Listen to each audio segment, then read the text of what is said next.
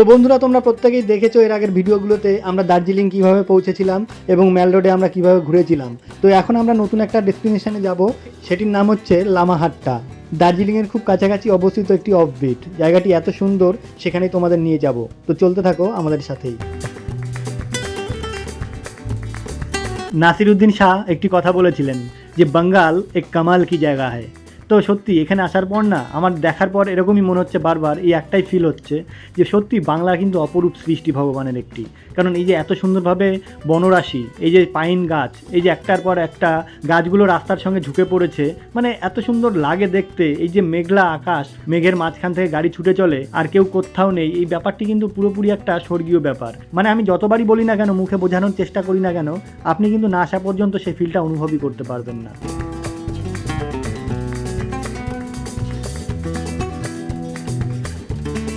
এই রাস্তাটি দেখুন, এই রাস্তাটি কিন্তু ইংরেজ আমলে বানানো হয়েছিল। ইংরেজরাই কিন্তু এই রাস্তা তৈরি করেছিল এক রাজ্য থেকে আর এক রাজ্যে যাওয়ার জন্য।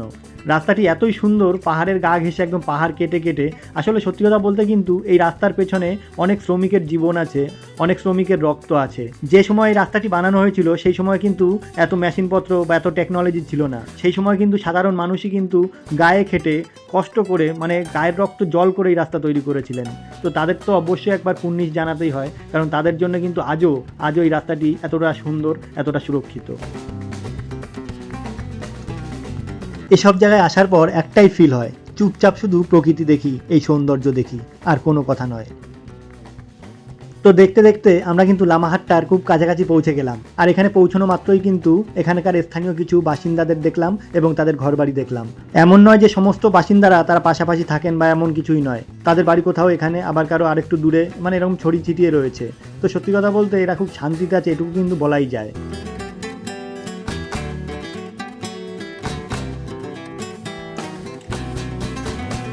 সত্যি কথা বলতে কি বলুন তো, এই শহরের এই ঝঞ্ঝাট ছেড়ে না, মনে হয় চিরদিনের জন্য এখানে এসে যদি থাকতে পারতাম, সেটাই সব থেকে ভালো হতো। এই নিস্তব্ধ নিবিড় শান্ত এলাকায় কত সুখে জীবনযাপন করছে এই সব মানুষরা, কত শান্ত পরিবেশে পাহাড়ের কোলে, সত্যি দেখলেই মনটা ভরে যায়।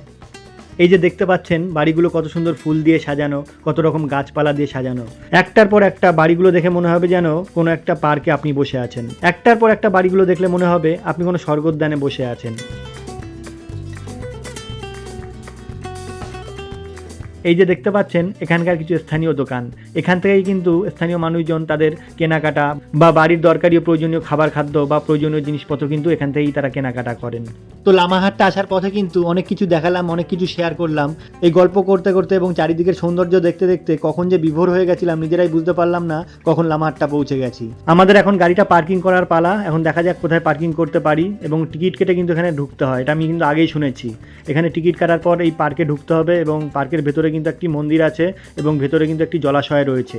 যারা যারা জানো না অবশ্যই খোঁজখবর নিয়ে যাবে। তো ফাইনালি কিন্তু আমরা পৌঁছে গেলাম লামাহাট্টার একেবারেই সামনে। তো এই যে দেখতে পাচ্ছেন কতটা ঢালু জায়গা থেকে নিচে নামতে হচ্ছে, কারণ লামাহাট্টা জায়গাটি কিন্তু অনেকটাই উঁচু এবং চারি সাইডটা কিন্তু পাইন গাছে ভরা। মানে এত উঁচু উঁচু বড় পাইন গাছ আগে আমি কখনোই দেখিনি। তো এই যে দেখতে পাচ্ছ লামাহাট্টা, আই লাভ লামাহাট্টা। সারি সারি পাইন গাছের নিচে কিন্তু এই লামাহাট্টা পাহাড়টি এবং গ্রামটি। তো সত্যি কথা বলতে মেনলি কিন্তু এখানে আমি আমার বাবা মাকে নিয়েই কিন্তু ঘুরতে এসেছি। এখানে আসার মানেই হলো তাদের নিয়ে ঘুরতে আসা, অর্থাৎ তাদেরকে দেখানো, আর কিছুই নয়। তো ইতিমধ্যে কিন্তু আমরা পার্কের ভিতরে ঢুকে গেছি এবং কিন্তু যে যার মতন সেলফি ভিডিও যা খুশি করতে লাগলো। তো আমার এই যে মাসির ছেলে সুদীপ, এ কিন্তু খুব মানে চালাক আছে একদিক থেকে, কারণ সে কিন্তু কোনো রকমভাবেই অন্যের ফটো তুলে দেয় না, অন্যের ভিডিও তুলে দেয় না। তো এখন দেখতে পাচ্ছেন এই যে আমাদের এক ফ্রেমে সবাই কিন্তু খুব দারুণ খুশি, এবং আমার মাসির ছেলে সুদীপকে দেখতেই পাচ্ছেন, ও কিন্তু একেবারেই ভিডিও করায় মগ্ন। যাই হোক, সে তার কাজে ব্যস্ত, কিন্তু এদিকে কিন্তু আমি আমার বাবা মাকে একসঙ্গে এক ফ্রেমে হাঁটালাম। ঘুরতে গেছি, কিছু স্মৃতি না রাখলে হয়। উত্তম সুচিত্রা সেন। অত হাসতে হবে না, অল্প হাসো, বেশি আসলে আবার ক্যান্সেল হয়ে যাবে।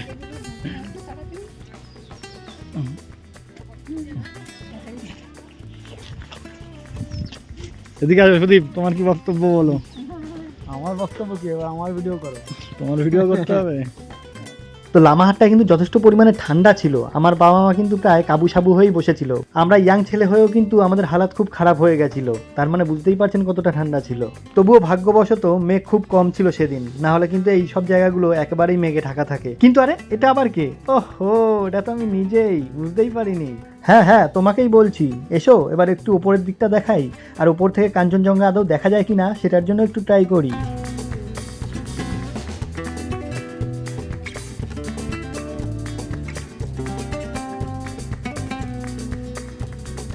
ওপরে উঠে আসার পর যেদিকেই তাকাচ্ছি সেদিকেই মনে হচ্ছে স্বর্গ। চারিদিকটা ফুলের বাগানে ভর্তি, ফুলে ফুলে ভরা, মানে আমরা ছোটবেলায় দেখতাম স্বর্গে দেবতারা বসে আছেন, ঠিক সেরকম একটা অনুভূতি কিন্তু এখানে আসলেই পাওয়া যাবে। চারিদিকটাই একদম গার্ডেন গার্ডেন, চারিদিকটাই একদম সৌন্দর্যে ভরা। তো হঠাৎ করে দেখলাম আমার বাবা বেশ অনেকটাই উপরে উঠে গেছে পাহাড়ের, এবং আমরাও কিন্তু সেদিকেই উঠতে লাগলাম। তারপর নিচের দিকে তাকিয়ে যে দৃশ্য দেখলাম সত্যি অপূর্ব, অতুলনীয়। মানে আকাশ যদি পরিষ্কার থাকে এখান থেকে আপনি হামেশায় কাঞ্চনজঙ্ঘা দেখতে পারবেন একদম স্পষ্ট। যেহেতু আকাশ সেইভাবে পরিষ্কার ছিল না, মেঘে ঢাকা ছিল, এই জন্য কিন্তু আমরা কাঞ্চনজঙ্ঘা দেখতে পারিনি। তো এরপর কিন্তু বেশ খানিকটা উপরে উঠে আসলাম এবং নিজেদের একটু ভিডিও করতে লাগলাম, যেহেতু পাইন গাছ, এত সুন্দর দৃশ্য। তো যথারীতি আমরা এই পর্যন্তই থাকবো, এর থেকে বেশি উপরে উঠবো না, কারণ যেহেতু সঙ্গে বাবা মা রয়েছে সেই জন্য তারাও বেশি উপরে উঠতে পারবেন না, যেহেতু সেই জন্যই কিন্তু আমরা এখানে স্টপ করব। এটাই কিন্তু যথেষ্ট পরিমাণে উঁচু জায়গা, আর এখানে দেখতে পাচ্ছেন বাইরে থেকেও কিন্তু যথেষ্ট পরিমাণে পর্যটক এসছে। আর সত্যি কথা বলতে গাছগুলো দেখে কিন্তু আমি জাস্ট অবাক হয়ে গেলাম, এত হাইট, এত উঁচু, সত্যি আপনি দেখলে একদম মাথা গুঁজে পাবেন না গাছগুলোর, এত পরিমাণে উঁচু। আর এক একটা গাছ দিয়ে কিন্তু যথেষ্ট পরিমাণে আসবাবপত্রও তৈরি হবে। তো এবার আমাদের নিচে নামার পালা। যথেষ্ট পরিমাণে উপরে উঠেছিলাম এবং সব কিছু প্রায় দেখেই নিলাম। এবার ধীরে ধীরে নিচে নেমে কিছু খাওয়ার চেষ্টা করব, কারণ অনেকটা বেলা বয়ে গেছে, এখন কিছু খেতেই হবে। যাই হোক, লামাহাটটায় এসে যথেষ্ট পরিমাণে কিন্তু আমরা এনজয় করলাম, মজা করলাম, চারিদিকটা মন ভরে দেখলাম। সত্যি কথা বলতে মনটা একদম ভরে গেল এই জায়গাটায় এসে। লামাহাটটা সত্যি একটি দারুণ জায়গা, সুন্দর জায়গা। আপনারা যারা এখনও আসেননি, দার্জিলিং আসেননি, বিশেষ করে লামাহাটটা আসেননি, তারা কিন্তু অবশ্যই একবারের জন্য হলেও এখানে এসে ঘুরে যাবেন। তো যাই হোক, এই ভিডিওটি এখানেই শেষ করলাম। পরবর্তীতে আমরা কোথায় যাই অবশ্যই আপনাদের দেখাবো, তো দেখতে থাকুন আমাদের এই সমস্ত ভিডিওগুলো। ততক্ষণের জন্য সবাই ভালো থাকবেন এবং সুস্থ থাকবেন। নমস্কার।